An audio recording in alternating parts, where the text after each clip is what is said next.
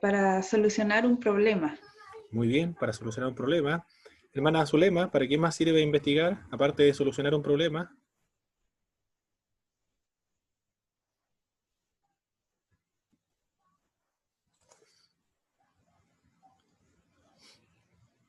Hermana Zulema, hermano Adán, ¿para qué más Hermano, sirve? no lo escuché. Ah, muy bien. Hermana Zulema, Disculpe. ¿para ¿Mm? qué sirve investigar? A ver. Para seguir alguna pista, ¿no?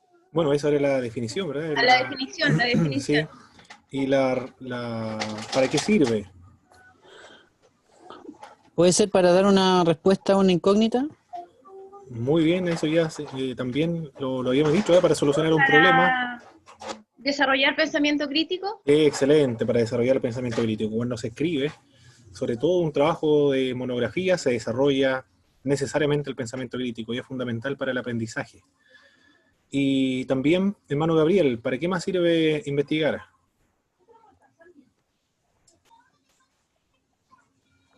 Para una... ¿cómo se llama? Por interés personal, por saber. Para saber, sí, muy bien, es para saber, para aprender también, porque la escritura, recuerden que el escribir es la herramienta más poderosa para aprender. Por eso Por se capricho, ¿no? investiga. O algo así.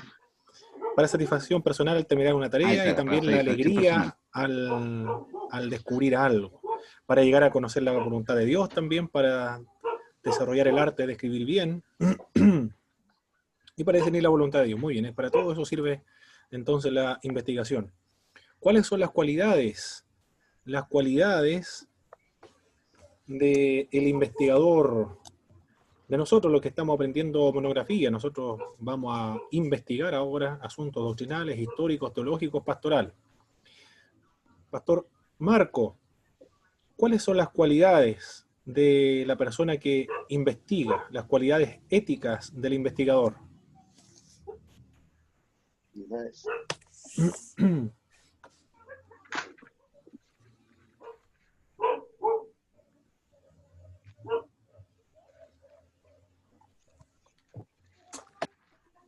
¿Alguna cualidad ética? Le doy una pista. Una de ellas es, debe amar la verdad.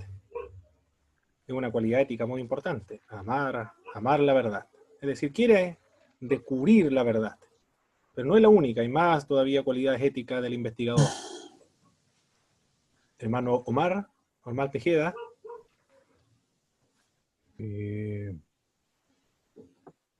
Debe invertir esfuerzos en investigar y entregar algo claro, una idea clara. Persistente y debe ser objetivo. Muy bien. Debe ser persistente y objetivo. Cuando se refiere de objetividad, quiere indicar que, bueno, vamos a hacer un trabajo de investigación, vamos a citar a aquellos que no están de acuerdo con nuestro punto de vista. Si soy arminiano, por ejemplo, debo citar necesariamente a aquellos que son de la línea calvinista. Si soy pretribulacionista, debo citar a los mesotribulacionistas y a los posttribulacionistas. A eso se refiere la objetividad. ¿Qué más? ¿Cuáles son las otras cualidades éticas del investigador, aparte de amar la verdad, ser objetivo, ser persistente? ¿Qué más? Hermano Miguel Ángel, no sé si se escuchará, hermano Miguel Ángel, Ancapán. Don Pablo, no sé si me escucha. Excelente, ahora sí, hermano Miguel Ángel. ¿Cuáles son las otras cualidades del investigador? Éticas. Me estoy colocando al día en todo esto, pero manejo del tema, dominio del objetivo. Bueno, esas son otras cualidades que estamos viendo ahora. Las cualidades éticas, amar la verdad, ser objetivo, ser persistente también. Y hermano Adán, otras cualidades éticas del investigador.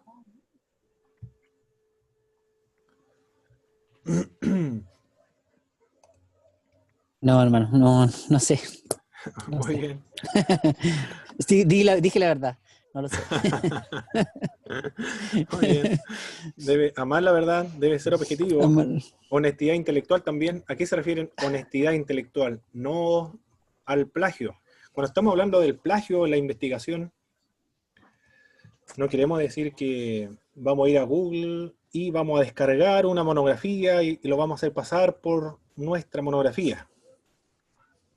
Estamos indicando algo más que eso. Estamos indicando que cuando nosotros leamos un libro, alguna página de internet,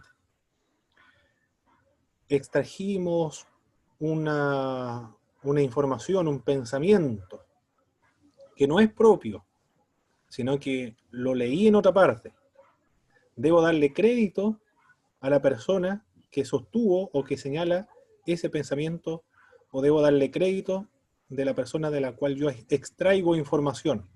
A eso se refiere no al plagio. Es alguna frase, alguna oración, un párrafo, un capítulo resumido en un párrafo, un libro resumido en un párrafo. Un libro de 600 páginas se puede reducir a un párrafo y lo más probable es que eso sea la tesis. Hermano, Sí, sí, hermana Zulema. ¿y eso se suele hacer siempre? O porque yo ahora investigando un poco y observando, hay muchos comentarios que de repente toman pensamientos de otros y no lo ponen como que el pensamiento es de otra persona, no le atribuyen ese pensamiento a otra persona. Me he encontrado con muchas cosas así en internet. Por ejemplo, he leído cosas de MacArthur, de predicadores así como conocidos, Sí. que de repente otras personas toman sus pensamientos, pero no se lo atribuyen a ellos. Entonces, ¿eso muy se bien. debe hacer? ¿O se pasa, o muchas veces se pasa así como, Usted dice en sermones, ¿verdad? O sí, en sermones, ensayos, en muchas cosas, que últimamente me he estado dando cuenta? muy bien. Cuando nos ven en sermones no es un trabajo académico, por lo tanto no es plagio eso. Ya. Y, y cuando es un ensayo son las opiniones personales de uno. Aunque si es un ensayo académico ya debería citarlo. Y si se publica, eso es plagio, lo van a demandar, si se publica. Porque si lucra con eso, si se publica, por ejemplo, en un libro, un texto, ahí lo van a demandar. Si es un trabajo monográfico, Hermano, una investigación, tiene que citar las fuentes. Si es un libro de texto, por ejemplo, un libro de texto, no hay necesidad de citar la fuente de donde extrajo la información. Eso es una fuente terciaria. Por ejemplo, aquí tengo un libro de... Este es un autor de Raúl Saldívar. Raúl Saldívar carece de abajo, no tiene ninguna pie de página. Tampoco tiene citas de autor y fecha, y de página entre medio tampoco tiene. También me encontré que al final del libro de Raúl Saldívar tampoco se encuentra una bibliografía que sustente la investigación.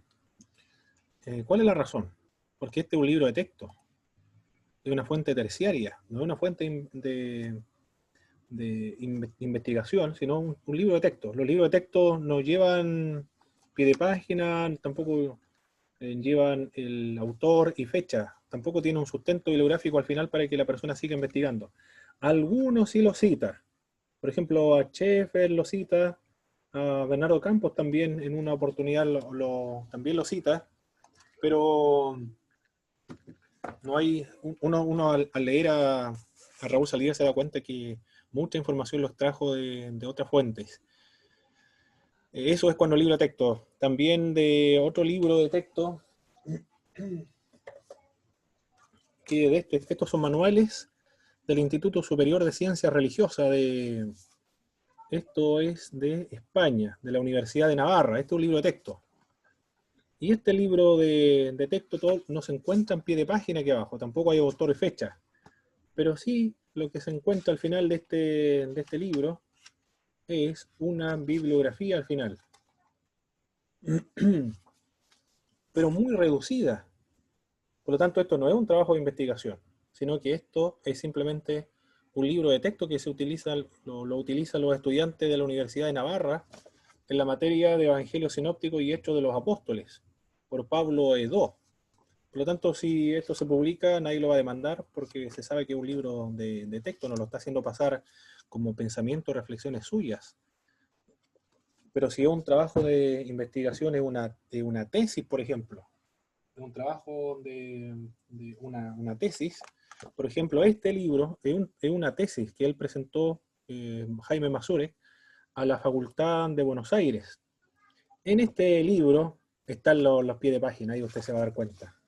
Ahí abajo están esos son los pies de página, y al final usted se va a encontrar con una bibliografía voluminosa. Ahí está esa es la bibliografía. No sé si alcanzas a leer bien ahí. Todas esas son las bibliografías, pero son muy abundantes, son muchas bibliografías, muchas fuentes que él citó. Esta es una tesis, por lo tanto, es un trabajo de investigación. Esta es una investigación. Las conclusiones, las reflexiones que van a aparecer al final de este texto son las de Jaime Masure, después de haber leído, cotejado, analizado, seleccionado, escogido todo la información más relevante, más importante acerca de un tema, acerca de si hay apóstoles hoy o no hay. Esto se publicó, nadie lo puede demandar por plagio, porque de donde él extrajo la información de una multitud de libros y de autores, él le está dando el crédito a estos autores. Todo depende de qué tipo de libro sea también. Si es tesis, tiene quien... si no se va ni siquiera a aprobar una tesis si no tiene fuente bibliográfica que lo sustente y a pie de página, pero si un libro de texto, por ejemplo, no es necesario indicar, señalar o sostener de dónde se extrajo la información, porque un libro de texto no son las opiniones personales del profesor que está escribiendo ahí, sino que simplemente está seleccionando todo lo que se enseña en el mundo de una materia en particular, teología, por ejemplo, sinóptico y hecho, por ejemplo. Pero todas las conclusiones que se encuentran que menciona Edó están se pueden encontrar en otros libros, pero él lo sintetiza, lo resume. A eso nos referimos con la monografía y las tesis. Y si un ensayo, idealmente deben haber la fuente bibliográfica que lo sustente. No pedí la fuente bibliográfica con el ensayo porque estamos recién comenzando a trabajar con el ensayo, pero en la monografía sí debe aparecer al pie de página. Muy bien, ¿qué más? Tener aptitud para la investigación, la seriedad, discreción, el respeto. Si se entrevista, por ejemplo, ahora estaba viendo un documental del catolicismo romano, recién ahora lo estamos viendo con mi esposa, de monjas esclavas, de un reportaje que se investigó al Vaticano.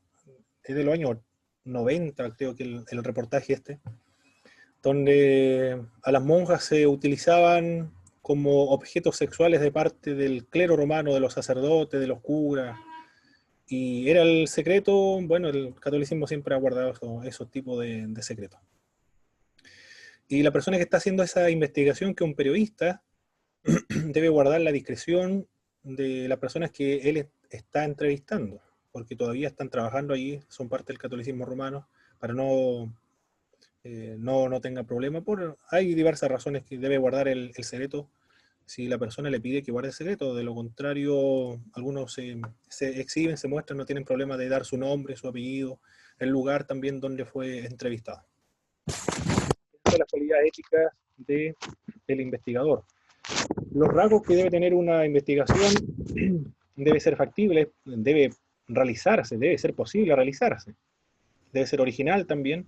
Estuvimos hablando del tema de ser original, decir lo mismo pero con nuestras propias palabras y aplicado a nuestro propio contexto. Eso ya es original, porque nadie lo ha dicho con sus propias palabras y ni tampoco lo ha aplicado al contexto en el cual nosotros vivimos acá en Chile. Por eso es original. Pero los pensamientos son los mismos de todas partes. Se dice de manera diferente simplemente lo que siempre se ha enseñado, que responde a los intereses del momento, útil para el reino de Dios, ¿Cuántos libros debe citarse como mínimo para que sea aceptado en una... 10. 10, perfecto, Pastor Marco, excelente, 10. ¿Cuántos años de atraso se permite con la literatura que se va a utilizar? O los libros, o la fuente que se van a utilizar. ¿Cuántos años de antigüedad o de atraso es permitido en un trabajo de investigación? 10 parece que también. 10 años 10 también. años, muy bien, 10 años. Pero esto depende, depende si son trabajos, por ejemplo, de psicología, sociología, antropología, sociología de la religión, de esas áreas, la pastoral también, el área pastoral, histórica no podrá ser posible porque está haciendo un trabajo de historia, 50 años de atraso, tiene que ser considerado los textos para que sea considerado historia. Por eso todo depende. De doctrina, por supuesto que no le vamos a pedir años de antigüedad en doctrina, porque la doctrina es antiquísima. Todo eso depende, hermano, de los años de atraso. Pero nosotros vamos a hacer trabajo de investigación, algunos hermanos de la oración, de años de atraso, ahí no se va a pedir nada. Pero todo depende del enfoque que le quiera dar el investigador, ¿eh? Por eso que si le quiere dar un enfoque, por ejemplo, cómo ha evolucionado la oración o el ayuno, la formación espiritual en este tiempo, ya se requiere que la información no sea de 10 años de atraso. Todo depende del enfoque y de la materia que va a trabajar. ¿Y cuál es la característica que debe tener un libro como fuente para una investigación? ¿Cuál es esa característica de este libro?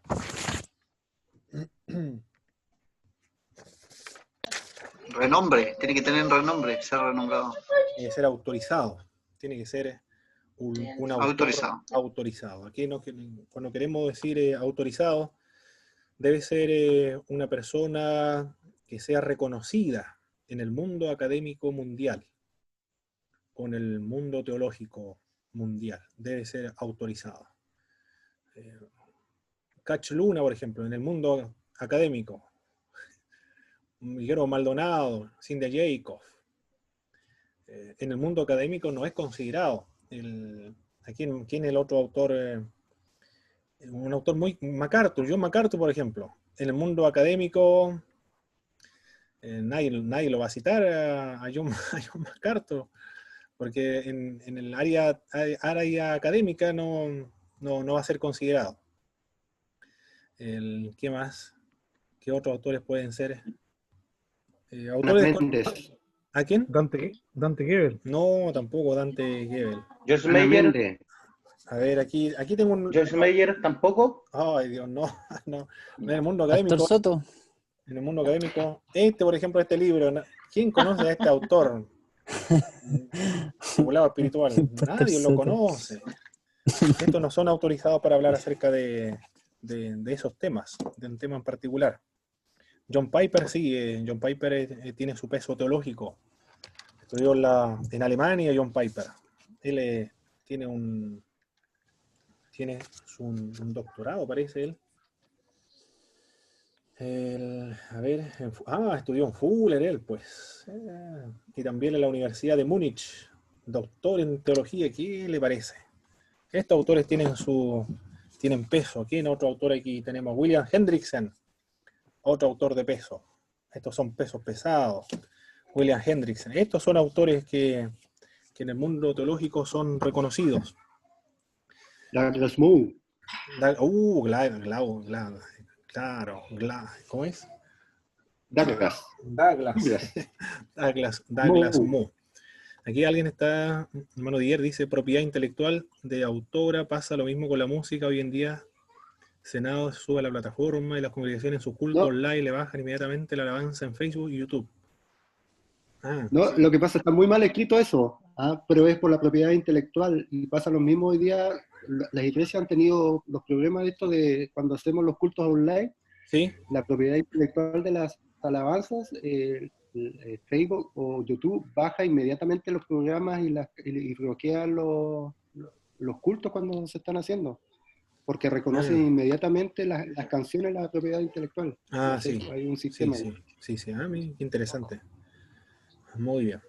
Bueno, ¿y quiénes son los que conocen los autores? ¿Quiénes son los autores autorizados? Los profesores, los que trabajan en el mundo académico, conocen cuáles son las personas autorizadas. No estoy diciendo que Maldonado o Cach Luna, Cindy Jacob, Joyce Meyer no sean citados. Si yo trabajo, por ejemplo, en neopentecostalismo, tengo que citarlo porque voy a trabajar acerca de esos temas. Por eso lo cito, porque ellos son las fuentes primarias del neopentecostalismo. Por eso debo citarlo, pero no porque tengan un peso académico, sino porque quiero saber cuál es el fundamento del neopentecostalismo. Del mismo modo, todo tipo de secta o otros movimientos heréticos. Bueno, yo creo que quedó claro el tema de la autorización. Para que una fuente sea de peso, debe tener un reconocimiento académico mundial universal. Pero hay que ver solamente el currículum y también se debe ver cuántas personas lo citan. Por ejemplo, Douglas Moo o Hendrickson, ¿quién más? Larry Hurtado, James Doom, Douglas Moo, esos son citados una y otra vez por todos los autores, en el mundo donde se escriba. Bueno, entre tantos otros también, entre tantos otros autores. Muy bien, ahora vamos a lo que tenemos que ver hoy día, hermano. Esto es muy importante. Esto es de fundamental importancia. Lo que una monografía no es. Ya terminamos con la parte de los ensayos. Revisé tres veces los ensayos, pero gracias al Señor están bien, se han corregido los errores. Hermano, los ensayos que le envié son para que lo descarguen, porque solamente cuando se descarguen podrán ver los comentarios que están en la parte lateral de la hoja en Word, porque en las observaciones no están todos los comentarios y los errores. Por eso hay que descargarlo, no se puede ver solamente en el correo, hay que descargar los documentos para que vean cuáles son todos los comentarios y las observaciones. Son los pasos previos para trabajar con una monografía. Y los libros también que le envié, ahora hay que comenzar a leer el libro de Izum, el libro que le envié, debe estar en sus correos electrónicos, pero ya deben leerlo completo. Este es el libro que deben leer. Esto tienen que ya comenzar a leerlo, porque vamos a trabajar con el texto principalmente. Yo aprendí a hacer una monografía con ese libro de Izum. Estoy muy agradecido con Izum porque ellos me enseñaron a hacer una monografía, ensayos, me enseñaron a hacer también griego, me enseñaron y hermenéutica, a hacer un trabajo exegético. Bien, ¿qué es lo que no es una monografía de investigación? Lo primero que no es una monografía no es un sermón escrito. Los ensayos, algunos hermanos me indicaban, nosotros debemos amar al Señor y nosotros debemos santificarnos. Ese es un lenguaje propio de un sermón. Pero de un ensayo ese lenguaje tampoco está muy relacionado con un ensayo, sino más bien se relaciona con un sermón, es propio de un sermón. Debemos santificarnos, debemos orar, debemos ayunar, debemos ser obedientes, debemos amar a nuestros hijos, a nuestros padres. Es decir, se incluye en el relato o en la prosa, se incluye. Esto es uno de los consejos que da Nancy. Aquí tengo el autor Nancy. Este hay otro.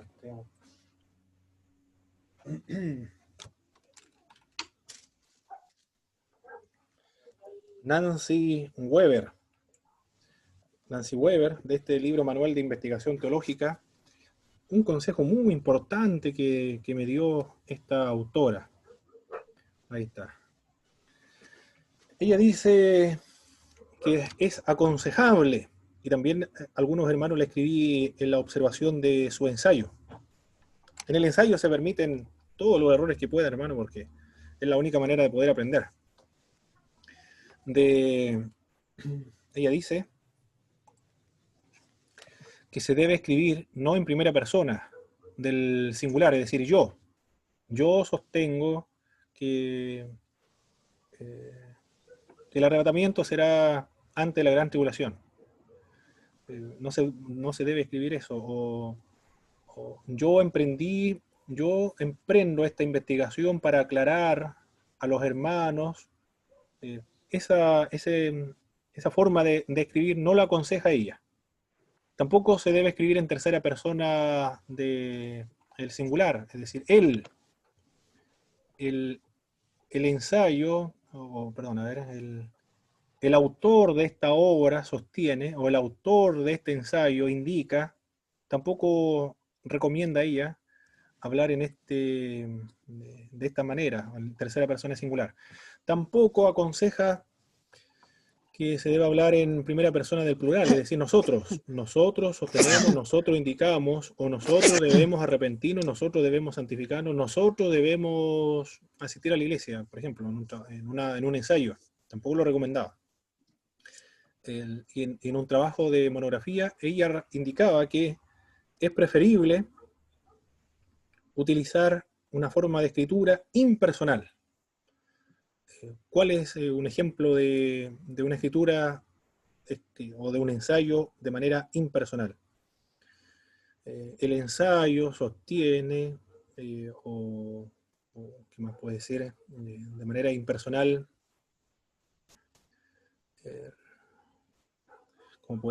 ¿cómo se puede decir?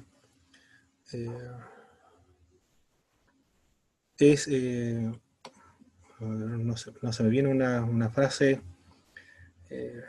Se sostiene que las lenguas no son la única evidencia inicial de ser bautizado con el Espíritu Santo. Ahí se está escribiendo de manera muy impersonal, porque dice se sostiene, pero no dice quién lo sostiene. ¿Quién indica aquello? No lo dice en primera persona, tanto del singular, o tercera persona del singular, él, y tampoco primera persona del plural, nosotros, sino que le dice se sostiene en este trabajo que las lenguas no son la única evidencia inicial de ser bautizado en el Espíritu Santo. Ahí escribe de manera muy impersonal. Es lo que aconseja Nancy Weber. Pero no todos escriben así. Si ustedes leen algunos libros dice, recomendamos leer los siguientes informes, recomendamos leer los otros libros o los otros autores que sostienen esta doctrina en particular que se está trabajando, por ejemplo, la predestinación. Se está escribiendo ahí en primera persona de plural, nosotros sostenemos, nosotros indicamos. También no estaría mal porque yo lo he leído en algunos libros, muchos libros se escriben así. Y Miguel Ángel Palomino, el que me revisó la tesis de Fatela, me dijo que tomara una decisión de escribir en primera persona del singular y primera persona del plural, porque no se podía intercambiar. No se puede escribir en primera persona singular y en primera persona del plural. Debía ser consistente, es decir, debo escoger una de las dos. Esos son todos los consejos que se da. Si se va a utilizar el nosotros, entonces en toda la obra se debe escribir nosotros en primera persona del plural. Pero Nancy Weber indica que es mejor escribir en forma impersonal. Ya. No es una monografía, no es un sermón. No se emplean referencia directa al lector, por ejemplo, debemos santificarnos, debemos orar, en fin. Su función no es persuadir, pues en el sermón, la finalidad del sermón es persuadir, que cambie alguna actitud, que cambie alguna doctrina, en fin. No es un sermón. Tampoco una monografía es un ensayo con opiniones personales. Recuerde que el ensayo, ¿qué es lo que es? Es un escrito donde se expresan nuestras opiniones personales. No es una investigación, sino que se sostiene simplemente su punto de vista, sus propios y personales puntos de vista. Se quiere defender una proposición o la tesis, la quiere expresar, quiere compartir sus ideas con otras personas. un ensayo puede ser un párrafo o también pueden ser muchas páginas.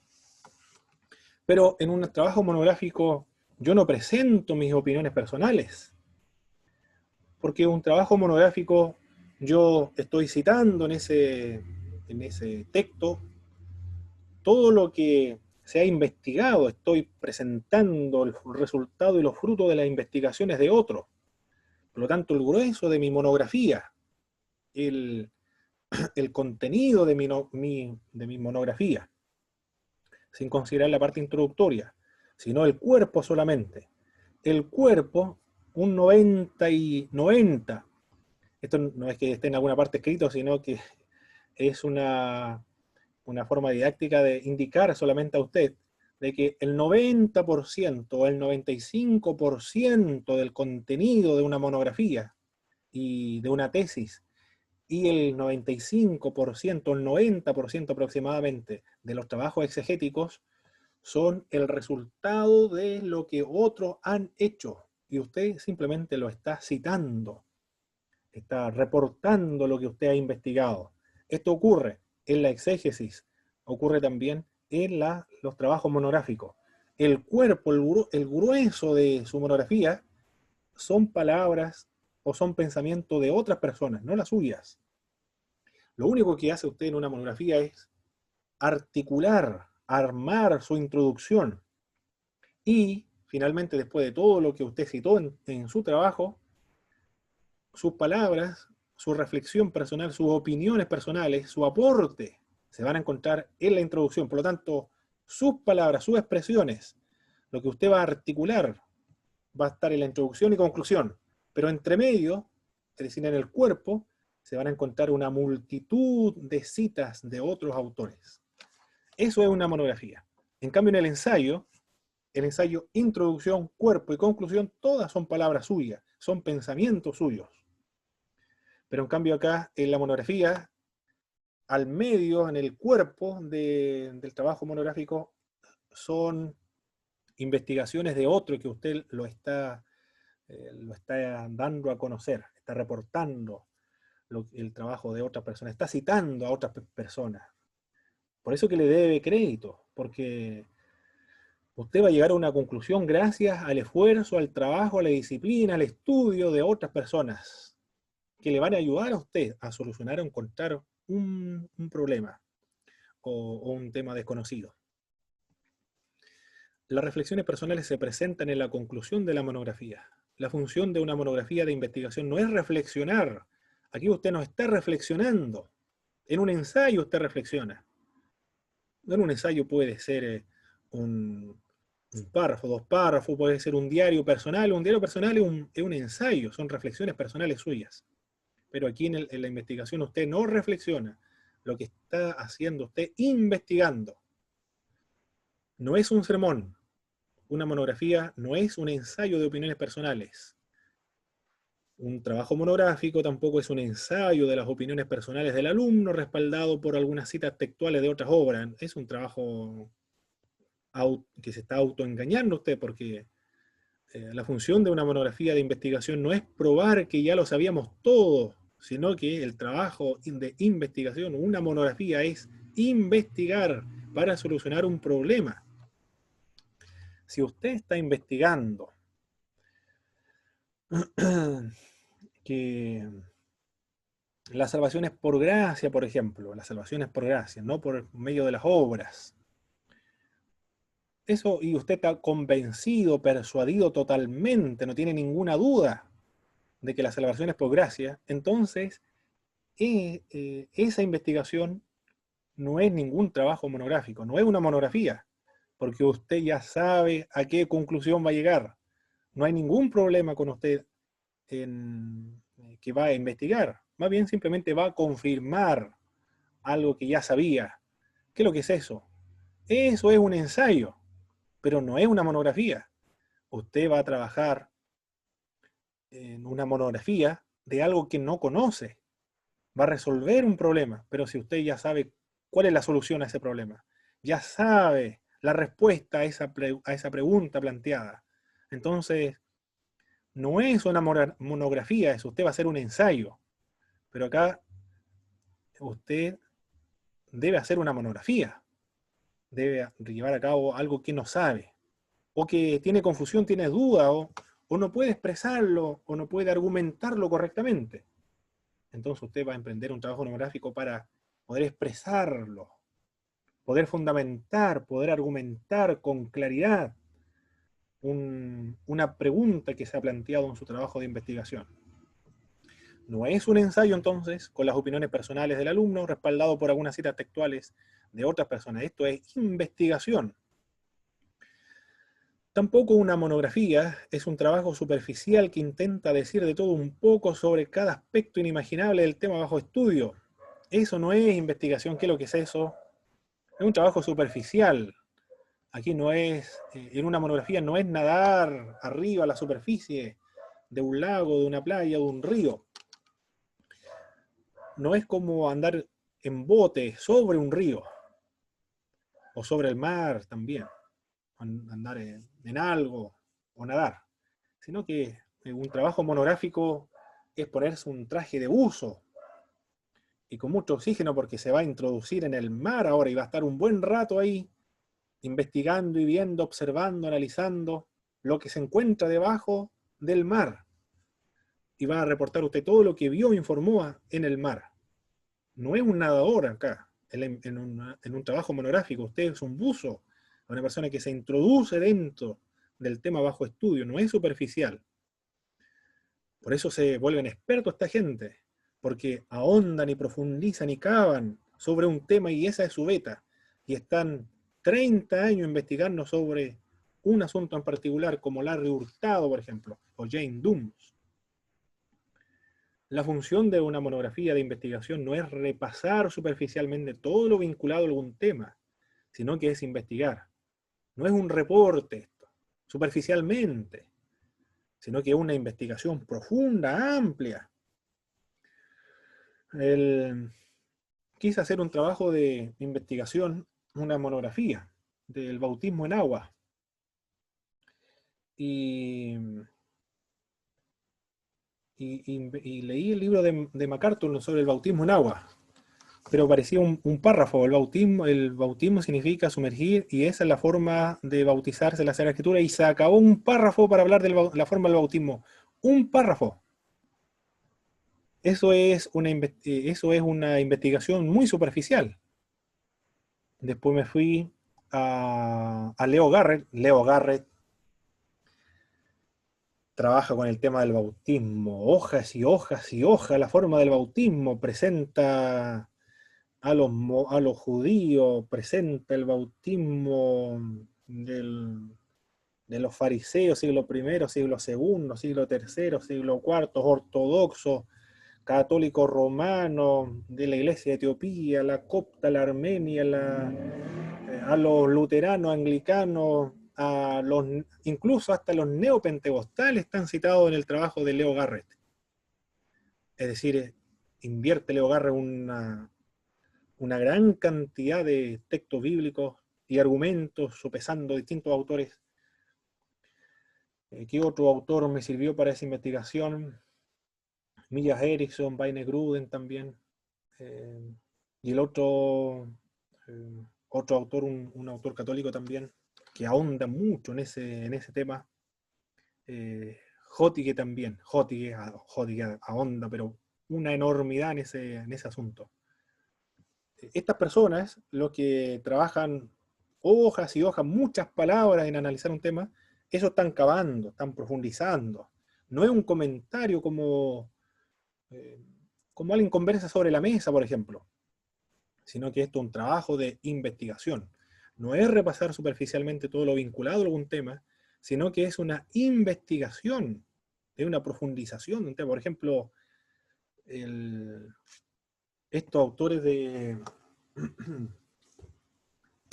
Este autor de James Dunn, por ejemplo, James Dunn, dieron culto a Jesús los primeros cristianos.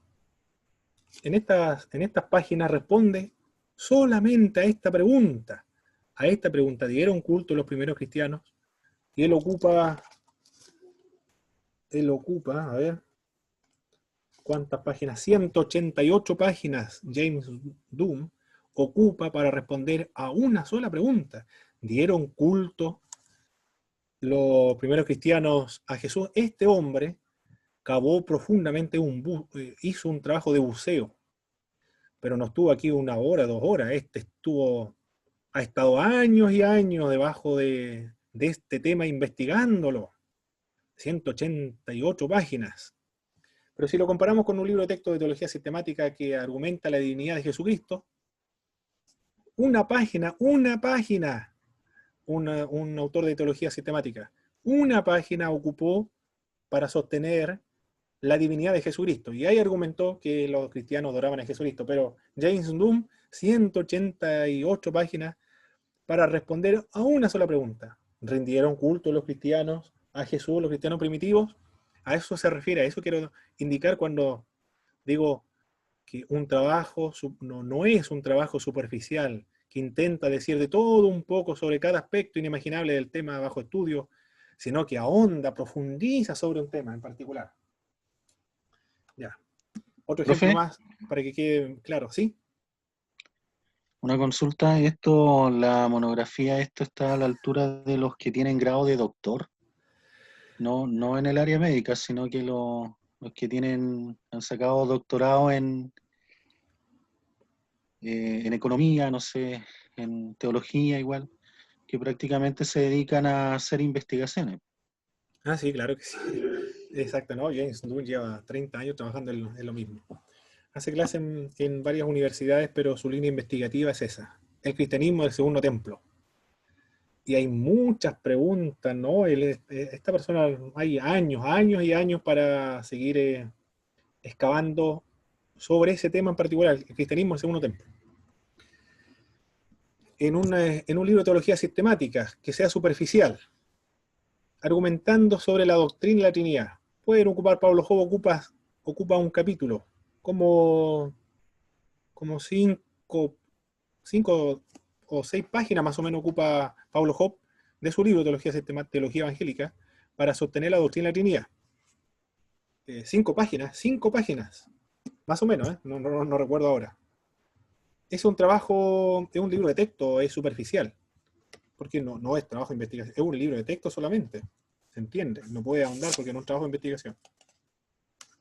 Pero este otro autor, Ángel Cordovilla, de la doctrina de la Trinidad también, el misterio del Dios Trinitario, esa pregunta, trabaja con la Trinidad, ocupó 520 páginas para responder a la pregunta sobre la doctrina de la Trinidad. Ese hombre, se puede decir que ahondó, profundizó, cavó sobre un tema en particular, la doctrina de la Trinidad. La función de una monografía de investigación no es repasar superficialmente todo lo vinculado a algún tema, sino que una monografía es investigar. Yo creo que quedó claro, Profe, hermanos, quedó claro. ¿El nombre del autor del libro? ¿De cuál de todo, hermano? ¿De la Trinidad? Sí, la Trinidad. Ángel Cordovilla. Y hay varios, tengo otro por acá de la Trinidad. Este también, hermano, este es recomendable totalmente. Ah, sí. De la editorial Krieg. Si no, este autor, este es extraordinario, hermano. A ver, ¿cuántas hojas ocupó para hablar acerca de la Trinidad? Este autor ocupó 279 páginas. 279, miren, 279 para investigar sobre la doctrina de Trinidad. 279. ¿Nombre? El nombre es muy difícil de Arthur Wainwright, pero lo voy a mencionar ahí, para que lo escriba. ¿Se alcanza a ver o no? No. Sí. De la editorial Krieg ese. Sí. Parece. Es el Conray. no sé cómo se pronuncia el nombre. La anterior era de Salamanca, profe. Sí, Salamanca. En cambio, este otro libro de la Trinidad trata como unas 2 hojas. Chiquitito. Este es superficial. Este es superficial. En cambio, este cavó profundo. Esa es la idea que quiero transmitir acá en el punto 4. Una monografía, entonces, no es decir no es decir de todo un poco, sino que es decir mucho, pero de un poquitito, de un poco muy reducido de tema. Por eso que en la investigación usted debe delimitar su tema, para que diga algo, porque si dice de todo un poco, al final no termina diciendo nada. No dice nada.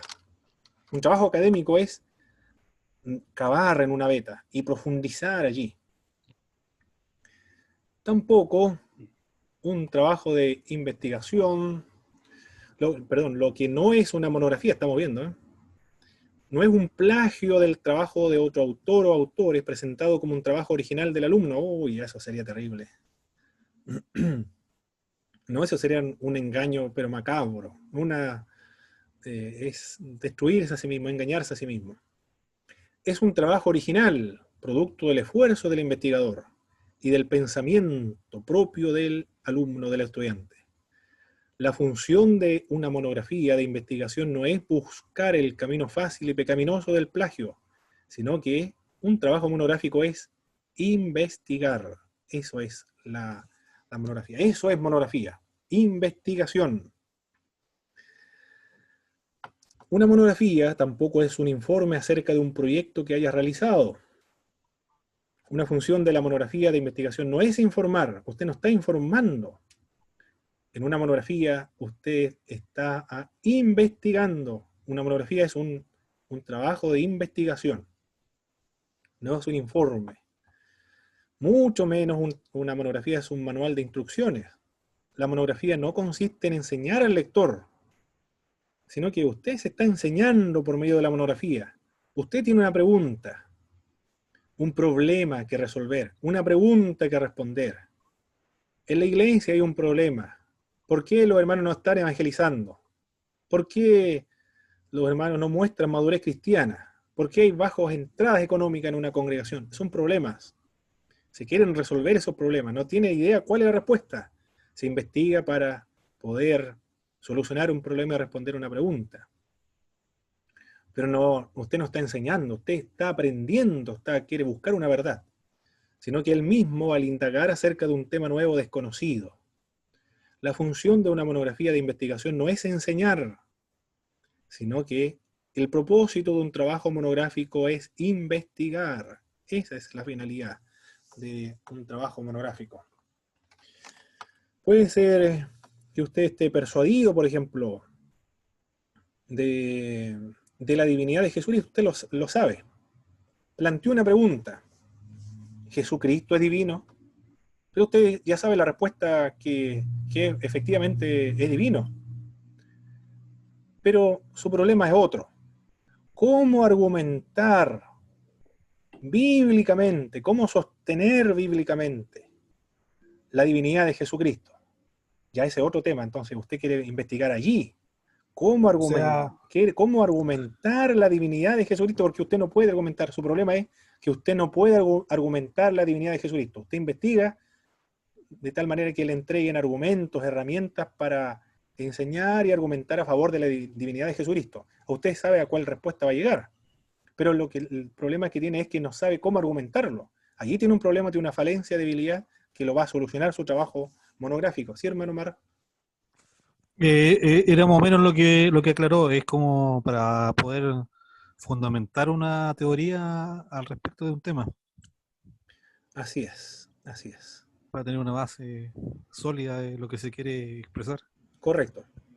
Porque puede saber también la respuesta, lo sabe. El tema es que no conoce el camino para llegar a esa respuesta. Usted quiere conocer el camino para llegar a esa respuesta, porque no sabe por qué sostiene eso, porque la iglesia lo dice. Pero usted quiere tener los argumentos, las herramientas. ¿Por qué la iglesia sostiene ese punto de vista? Muy bien. ¿Qué más? Entonces, ya vimos lo que no es un trabajo monográfico. Para ahora, indicar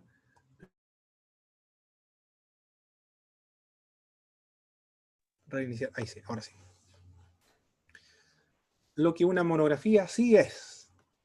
Una monografía es un esfuerzo para encontrar una solución o al menos dar un paso hacia una solución para algún problema en particular. Usted ya está leyendo este libro, ¿verdad, hermano? Por lo que le estoy comentando, lo mismo que está en su libro. Tienen que leer el libro de guía de formato para monografía y tesis. Debe leerlo. Porque no es suficiente lo que estamos viendo acá en clase. Debe complementarse. De hecho, lo que vemos en clase es complementar lo que ustedes ya leyeron en el libro de texto para asimilar mucho mejor el contenido de la materia. Una monografía es la respuesta a una pregunta importante.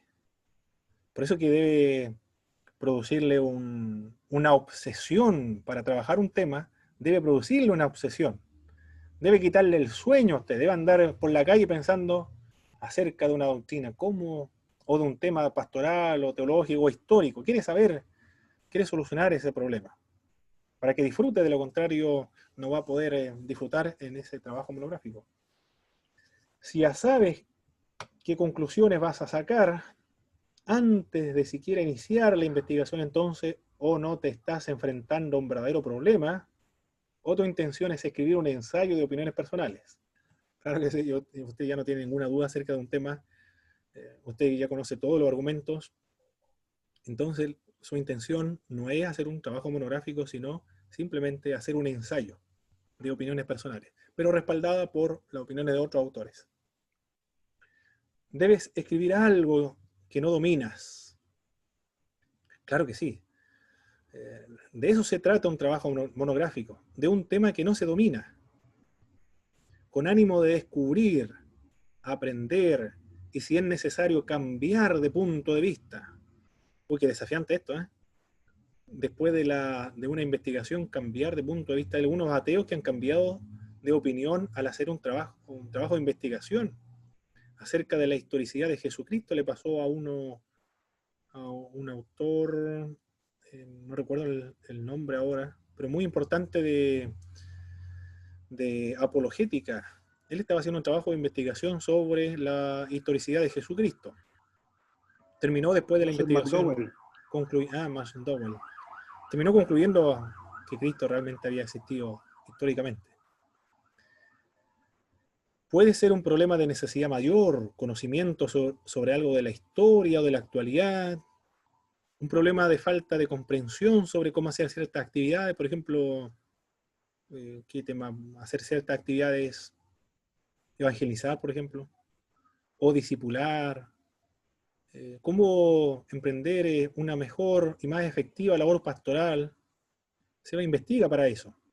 Cómo aconsejar mejor, cómo mantener a los miembros dentro de una congregación. Un problema de falta de información sobre influencias que ha entrado a la cultura local. ¿Por qué está tan influido la sociedad y la opinión pública a favor del movimiento LGTB y no sé cuántas otras letras más? Un problema que aflige a la comunidad en donde uno vive, o a la iglesia donde uno ministra. Todos estos son los problemas que se pueden suscitar en el ministerio, cuya finalidad el sermón tiene de solucionar.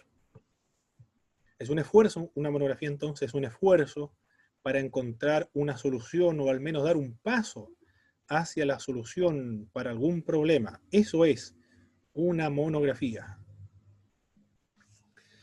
Una monografía es una investigación limitada, aquí está la palabra clave, a un asunto en particular que merece ser estudiado a la luz del problema en cuestión. Mientras más estrecho, bueno, no tiene que ser tan estrecho tampoco, tan limitado el tema, pero la idea es que limite su tema de tal modo que pueda ahondar y profundizar en ese tema. No tiene que ser tan amplio. Por ejemplo, los dones espirituales, muy amplio ese tema, los dones espirituales. Puede tratarlo, los dones espirituales, en un trabajo monográfico.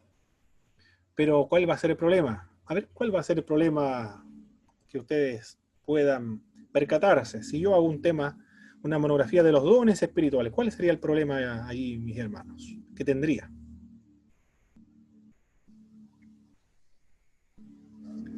¿Sí, hermano Dier? ¿Esos cuántos dones? Para empezar. ¿De cuál don vamos a hablar? Son muchos. Y lo más probable es que esa monografía no sea monografía. Va a ser un trabajo superficial. Va a decir de cada don muy poco. Y al final es una conversación simplemente de lo que veo. Va a ocupar un párrafo, 2 párrafos para hablar y describir un don. Va a ser superficial, eso no es monografía. Eso es un ensayo simplemente. O ¿qué es lo que es? Una exposición simplemente de los dones espirituales, pero no es investigación. Ese es el problema. Sería muy, muy, muy superficial. Extremadamente superficial. Tienes que escoger un don. La profecía, por ejemplo. Ahí está más limitado, pero se puede limitar mucho más todavía la profecía. Se puede limitar mucho más todavía. Plantearle otra pregunta. ¿Está vigente o no está vigente? Voy a hablar simplemente de ese va a ser el límite de mi tema. ¿Está vigente el don de la profecía o no está vigente? Pero le puedo plantear y dar otro enfoque. Quiero ver el desarrollo histórico del don, o el ejercicio histórico del don de la profecía. Ya no puedo trabajar si está vigente o no, porque cambié el tema. Voy a hablar simplemente del desarrollo histórico, la evolución histórica del don de la profecía. Puedo limitarlo más todavía. El don de la profecía en la iglesia adventista del séptimo día. Va a ser muy profundo ese tema. Y ese va a ser una monografía, porque voy a investigar y voy a limitarme solamente a hablar del don de la profecía en la iglesia adventista del séptimo día. El don de la profecía en las iglesias pentecostales. ¿Habrá un problema con ese tema o no, hermano? ¿Quién lo encuentra? ¿Cómo lo estoy planteando de esta manera? El don de la profecía en las iglesias pentecostales. ¿Hay problema con esa delimitación del tema o no?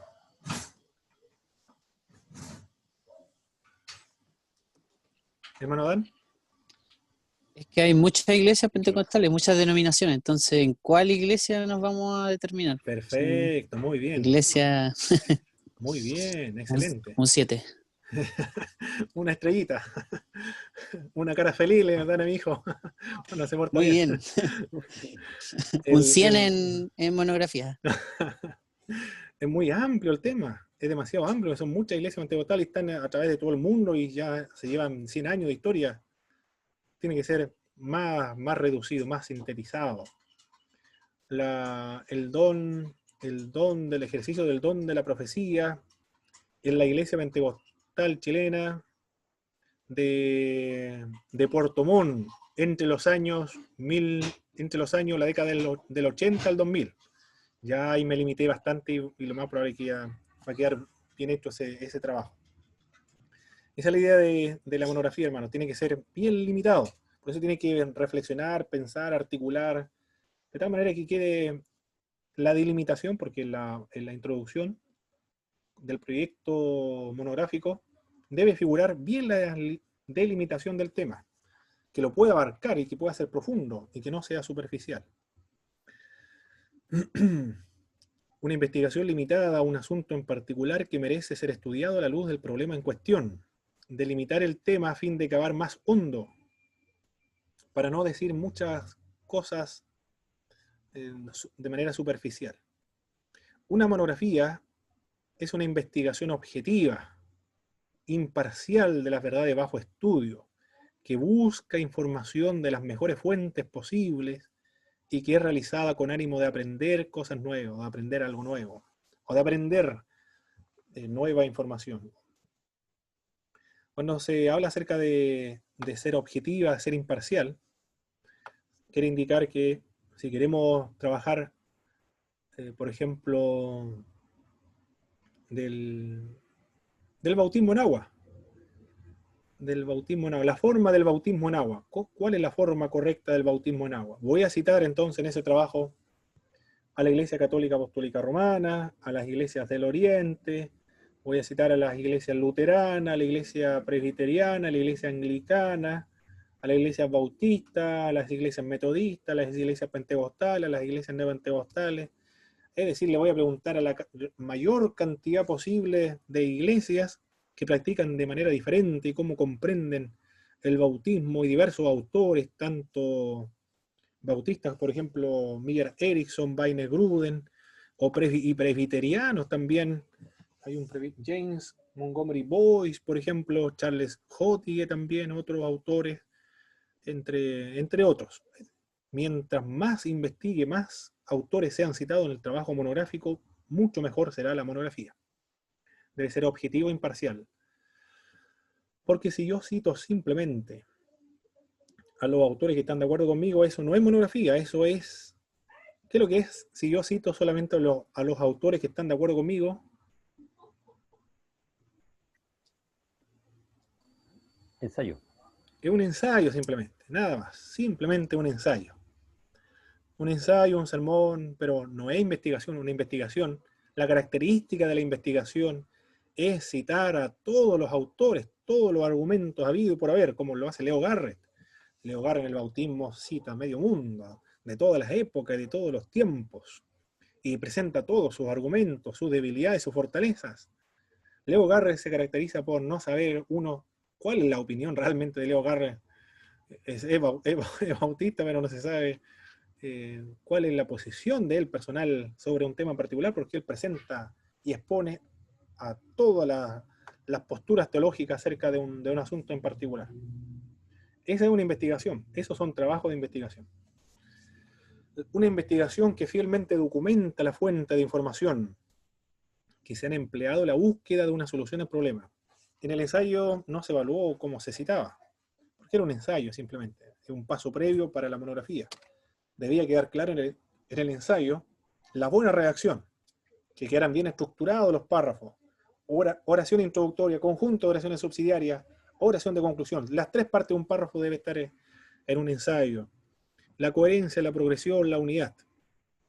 Y el estilo igual, las palabras, lo que se repitió en toda la monografía, hermano, fue el tener, deber, muchas cosas, muchas veces, poder, tener.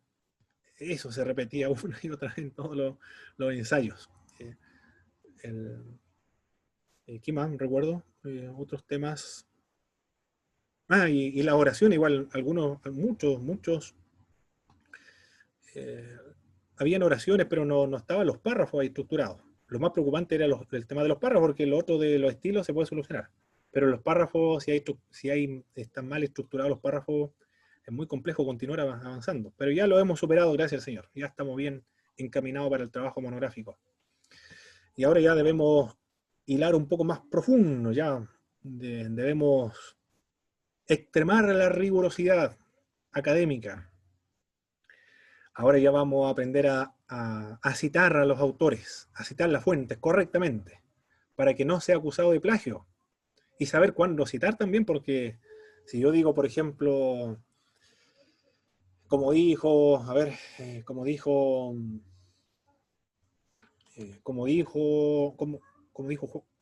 ¿quién puede ser? Willy Hoover, que la salvación es por gracia, como dijo Juan Pérez, que la salvación es por gracia.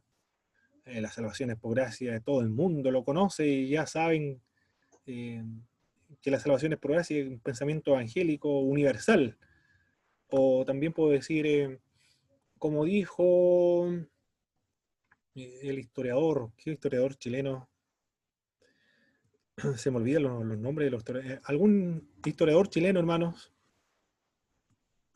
que escriba libros de texto.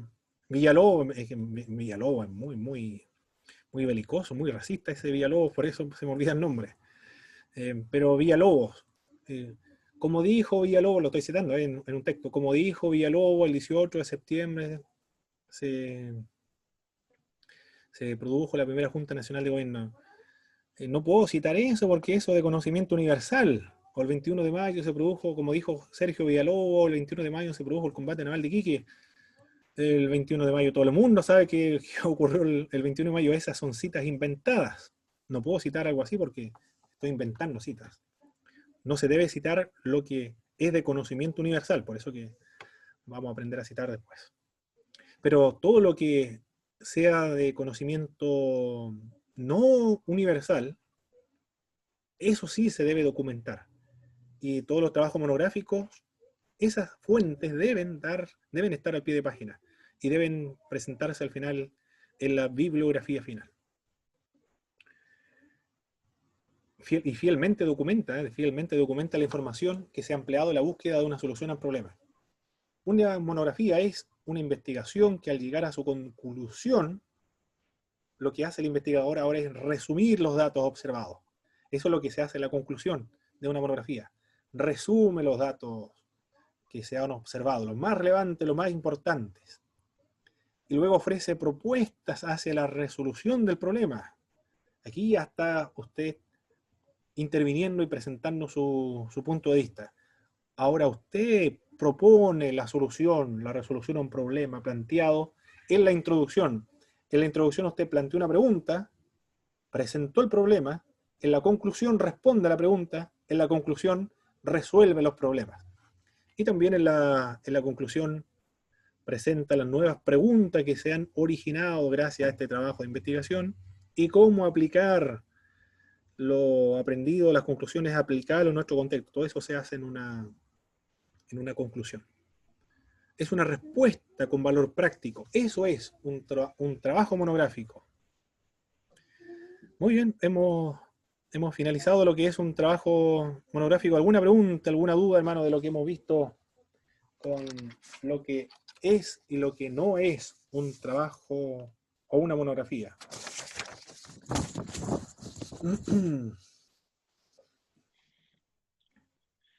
Hermano Pablo, después, no sé si en la otra clase usted nos va a enseñar cómo citar también, cómo poner al pie de página, cómo ordenarlo, si va Sí. primero el autor, todo eso. En este libro está, también. tiene que leer este libro primero, porque recuerde, las clases presenciales son simplemente complemento y reforzamiento de lo que ustedes leen en este libro. La metodología del IBP es el libro de texto y después las clases presenciales. Esa es la metodología, con la finalidad de poder asimilar mejor la materia. En este libro está toda la información, hermano Didier. Aquí le vamos a indicar cómo se cita. Mire, tenemos tiempo todavía. Quiero ver algo, hermano. Aquí nos encontramos, porque hay algunos hermanos que tienen problemas para justificar las páginas. A ver. A ver. Estoy buscando. Aquí. Estoy buscando. Voy a cortar la grabación por ahí.